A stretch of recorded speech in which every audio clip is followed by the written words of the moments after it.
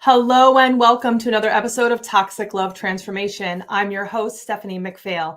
And last week, I got to really dive into looking at why we got into this toxic relationship. And I actually recommended grabbing your free download of the resource that we have, which is called Reinventing Yourself After Toxic Relationships. Because one of the biggest things after we've ended a toxic relationship is knowing what we need to do, having that focus. So many of us feel stuck.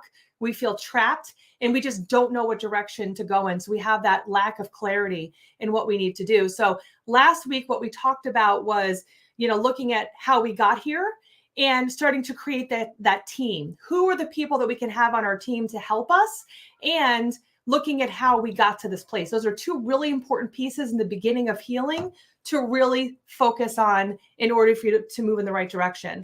So today, I really hope you take notes. It's always a good idea to come to these trainings, to come to these podcasts, and to really listen and put into effect the things that I am teaching you, because I want you to have those tools. I want you to have the things that you need in order to start creating that life that you're excited to wake up to every single day. So today, we're going to really focus on that self-discovery piece. Way too often, I actually just had a client call where the client was like, yeah, I don't really want to deal with all the BS of like healing myself and working on myself. I just want to start dating again because it makes me feel really good to have somebody want me, to have somebody interested in me, to tell somebody that I still got it, and to get that exciting rush of getting a new number and the excitement and possibility of what this new relationship can bring me. And I flat out said, I was like, hell's no, I am not helping you with that. We've got a long way to go before we get to that point. And here's the reason why. Two big reasons. Number one, getting into another relationship before we do some of the healing work. I'm not saying you have to be 100% healed, because there's always stuff that we can learn and grow from. But going into another relationship before we've dealt with the other crap that we have not dealt with is just going to be avoidance. We're not going to get to know who we are and what we want. And we're going to end up in another relationship that's just as bad and very often worse than what we had before. And the reason for that is because we don't really know who we are. We have to get to a place where we feel really comfortable in our own skin. We have to get to a place where we truly know who we are and what we want in order to start attracting and finding people that are the right fit for us. So this piece is really, really important, because before you can move forward, you need to know who you are. We're not going to move forward if we're still trying to be the chameleons, try to be everything for everybody else. And when we've been in this toxic relationship, when we struggled to leave, or we do finally leave, we lose that clarity. We don't feel like we have the worthiness. We don't feel like we have the self-confidence. We don't feel like we have that authenticity, because we don't. Because we were so focused on making this other relationship work that we were not focused on ourselves. A lot of people, when they come to us, they are excelling in their career and doing really well career-wise. They have this relationship that's bogging them down and draining them and overwhelming them, where they have to focus on it all the time. They're always trying to put all their energy in it to try to fix it and figure it out, that they have not created a life outside of themselves. They have not been able to really step in and get to know who they really are and create this bigger life for themselves. And so this is really what we want to focus on today. So we want to really make sure that you are learning how to discover your true self. And one of the biggest things we can do is stop waiting for other people to come and save us. There is this thing of like, again, we're strong, successful, independent women. We're used to succeeding. We're used to figuring things out. But inside of us, we are hoping very often that someone's going to see that we're hurting and someone's going to come swoop in and help and fix us. That's not going to happen. As soon as we realize that that's not going to happen and we need to be the ones to fix ourselves, that doesn't mean fix ourselves on our own. That means being able to get the right team, which we talked about last week, and getting the right people to help you work on figuring out who you are. And what that also means is to really start to be the creator of your life instead of the waiter of your life. The waiter of your life, not like the waiter at the restaurant, but the person who waits around for life to happen to them, instead of the person who decides, hey, I'm going to go out and I'm going to go create that wonderful, amazing life that I want. So as an example, I had a client of mine, and she said, I really would like to go running. I live in a beautiful place. I have nobody to go running with.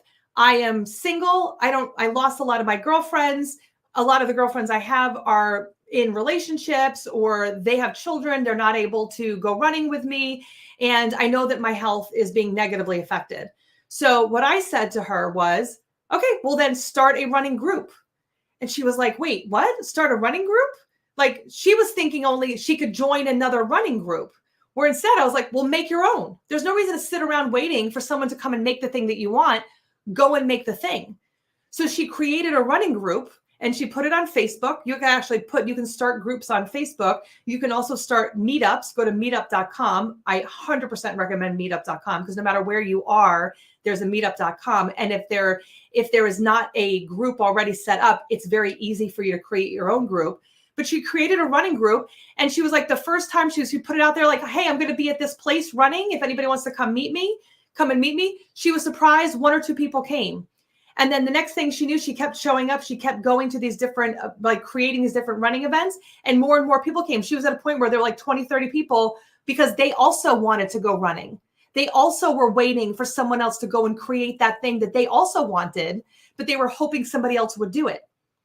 We can decide how we want to create our life. So in this self-discovery mode, one of the things that I recommend you doing, because you might not even know you want to go running, because you have spent so much time focusing on somebody else's wants and needs, you might be so far removed from who you are. This is the time in your life to figure out, who am I? What do I want? So here's your first assignment. What I would like you to do is I want you to take out a piece of paper, and you can start this and then continue on after we go through it. If you're listening as a replay, you can always pause it and do it all now. That's fine with me. But if you're doing this live, I'm not going to spend too much time, but I want you to get started with it. Come up with a list of 10 things that you have ever been interested in. Doesn't mean you have to have done it. I don't care about your expertise or your ability to do it. Just things that you are interested in, and get whatever comes to mind. Don't think about how weird it is.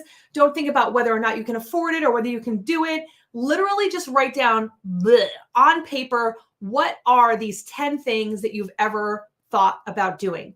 Some examples might be exercising. It might be, for me, I was like, Reiki sounds kind of cool. Maybe it's meditation. Maybe it's, like you said, exercise, running. Maybe it's learning how to, knit. Maybe it's about, doing art. Whatever those things are, come up with your list. And of course, you can always make more than 10, but have a starting point of 10. If you're having trouble, maybe go online and look up activities. Sometimes we just get so sucked into our everyday that we forget how many cool things are actually available for us to do. So create that list. Once you create that list, anyone who works with me knows I love giving homework, because homework is where we do the stuff. Because learning about it and talking about it is one thing, but listening to a podcast about doing the work and not actually doing anything is not helpful. We want to make sure that you're listening and then doing the thing. So after you come up with your list of the 10 things that you've ever thought were interesting, what I want you to do is then look at that list, and the ones that pop off the most, the ones that really seems like there's like a little glimmer of light around them, or you're just a little bit more pulled, your intuition's pulling you a little bit more towards those 3 things. Look at those 3 things, circle them on your list. And then the next week or two, what I would like you to do is go find a way that you can do those things. So you might not be able to go back to school if that's something that you had on your list. You might not be able to do that right away, but you might be able to find a course, through continuing education, or again, a meetup or something like that. You might be able to find a course where you can actually go try it out. You might be able to go and do a volunteer at this place or thing that you're interested in doing. You might be able to go and set up one Reiki session to see what it's like. Any of those things. I want you to go and try them out. Because the cool thing is, when you start doing these things, you start reconnecting to who you are. Instead of being focused on what everybody else wants for you, it's starting to focus on you being the creator of your own life, so that you start being the priority. Many of us have made our businesses, our careers, our relationships, our children. We've made that the priority as opposed to living our life. I'm not saying that like people think that it's selfish to do the things to take care of yourself. But if you don't do those things to take care of yourself and do the things that you're passionate about, you're going to be miserable. And that's not going to be the best version of you. You have to be able to go and do those things. And of course, there's two reasons for this. Number one is you going and doing the things that you love to do fills up your cup. It gives you energy. It makes you feel good. We want you to do more things that make you feel good because again, in this toxic relationship, you were doing a lot of things that made you feel bad and you got really used to doing it. We want you to stop doing that. Stop eating the shit. Like start doing the things that you actually enjoy doing. Go out there and do those things. So that's one of the things. So it's actually you doing the things that you love. And then number two, what's so good about this is you're going to start meeting people who have similar interests as you. Yes, those people exist. Very often we think we are too much. We think that we are too opinionated. We have, maybe too many of our issues. We're just too much. We've been told that for so long. To be able to find those people who get you, to have that community, to have other people that understand you and are interested in similar things as you is a beautiful, beautiful thing. We want you to start filling up your community with people who you feel super comfortable with, super that you can be raw with, that you can be your new self, your new authentic self. Because again, if you've been focused on taking care of everybody else, you probably haven't been very authentic. You've been afraid to speak up. You've been afraid to say the weird thing. You've been afraid that people are going to abandon you if you're your real self. So what about instead of trying to do all those things for other people, we very carefully look at what we're doing and say, I don't want to keep being the chameleon and making everybody else happy. I want to be able to speak up. I want to be able to share my thoughts and dreams and weird ideas and all those things. I want people that understand me. And those people exist. If you heard me before, I always talk about shining your weirdo light. We've all got a weirdo light. We all do. We all have that thing about us that makes us different than everybody else. But we also have things that make us relatable and people that want to be near us, that are drawn to us because we are that real, authentic person. We are not going to draw in authentic relationships if we are not authentic to begin with.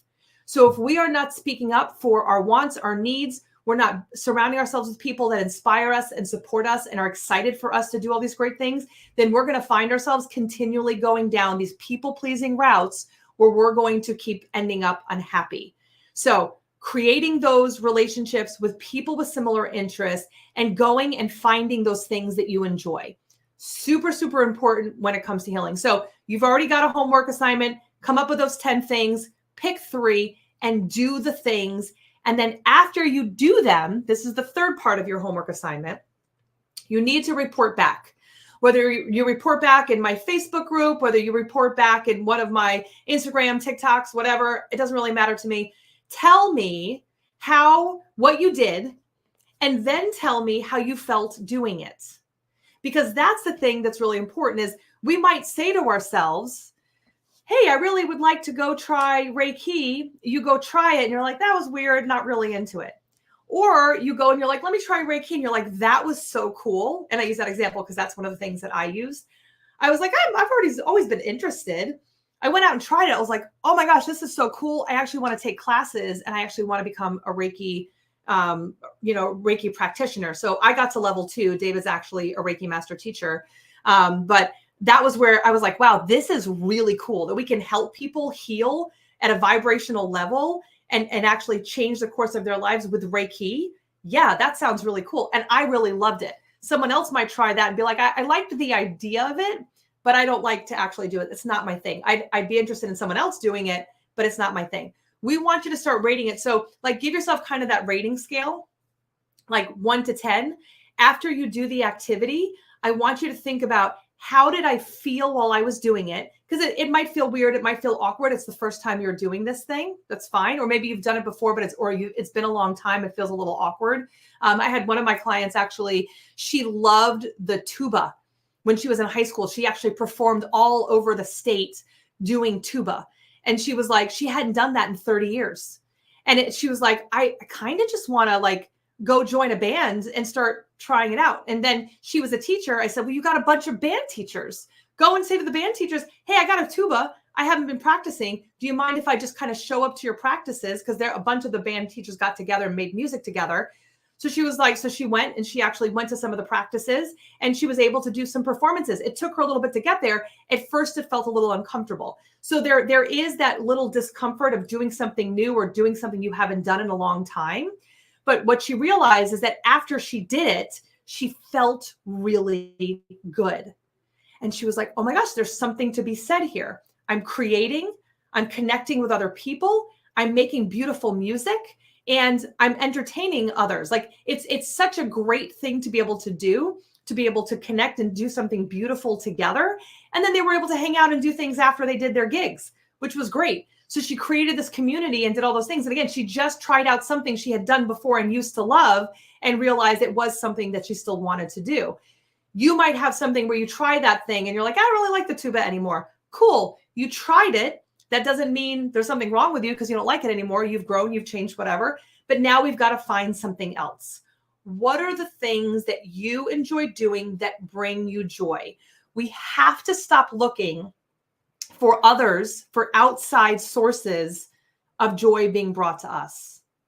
When we are the creators of our life, we make those things happen for us. And that's a very different place. And again, it sometimes feels weird because we are those professional people. We are used to being able to make things happen in our career and business and things like that. But for some reason, there's a disconnect when it comes to these relationships, when it comes to romantic relationships.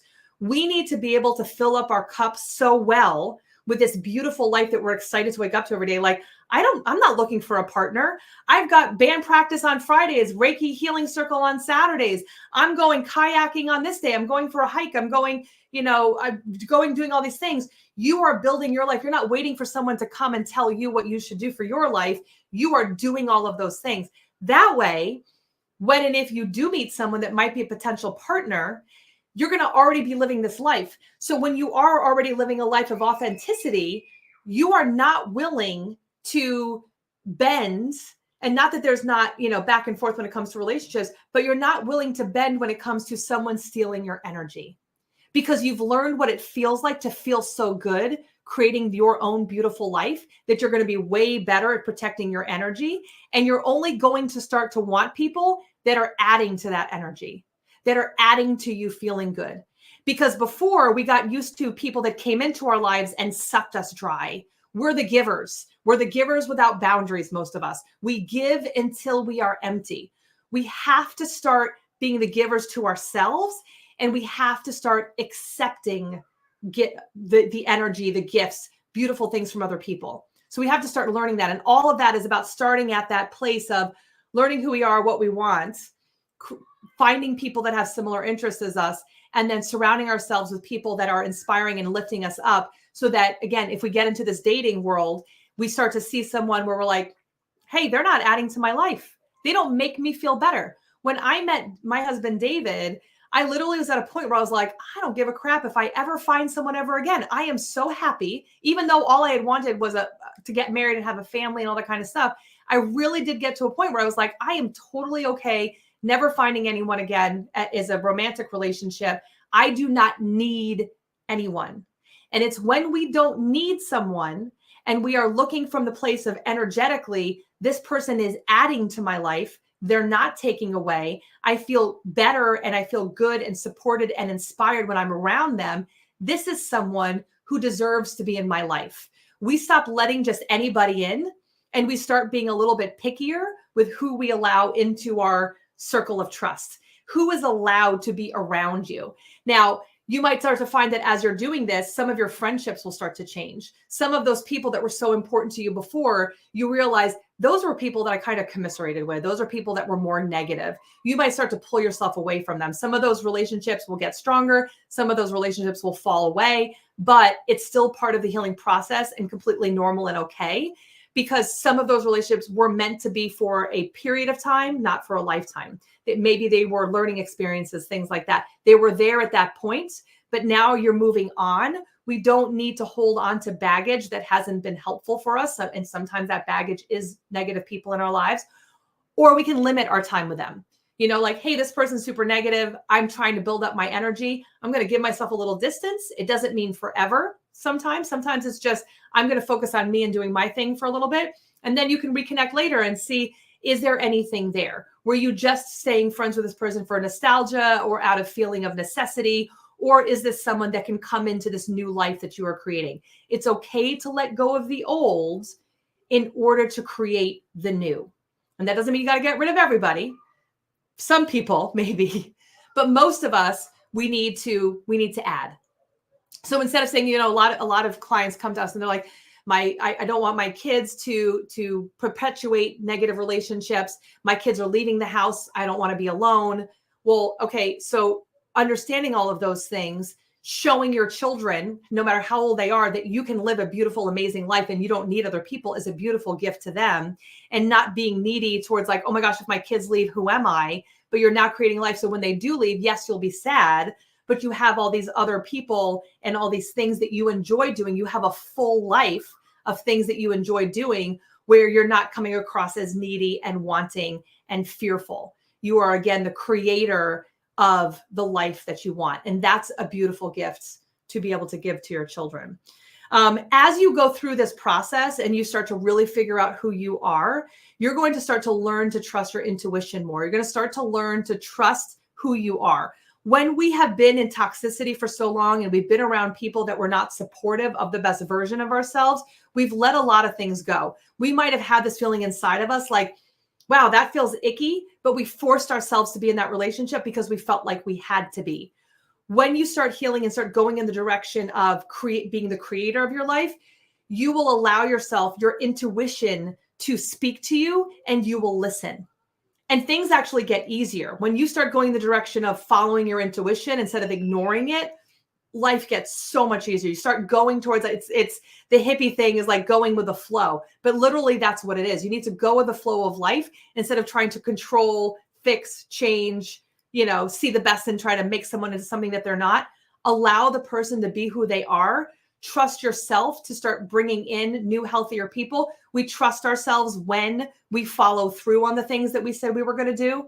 So, hey, doing this homework, completing that homework, if you make a promise to yourself right now, you're going to be able to go back and you're going to actually regain some of that self-worth, some of that self-esteem because you followed through. The more you accomplish goals, the more you do things a bit out of your comfort zone, the more you feel comfortable in your own skin, the more you're going to trust yourself and the more your intuition is going to be helpful, because a lot of us got confused between fear and intuition.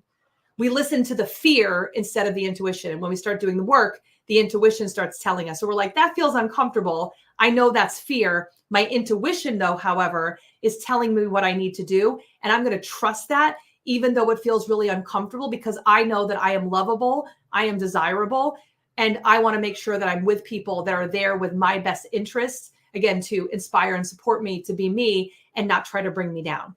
Our intuition is going to be really helpful there. The other thing that I think is really important to talk about is when we are so used to having a certain persona of who we are.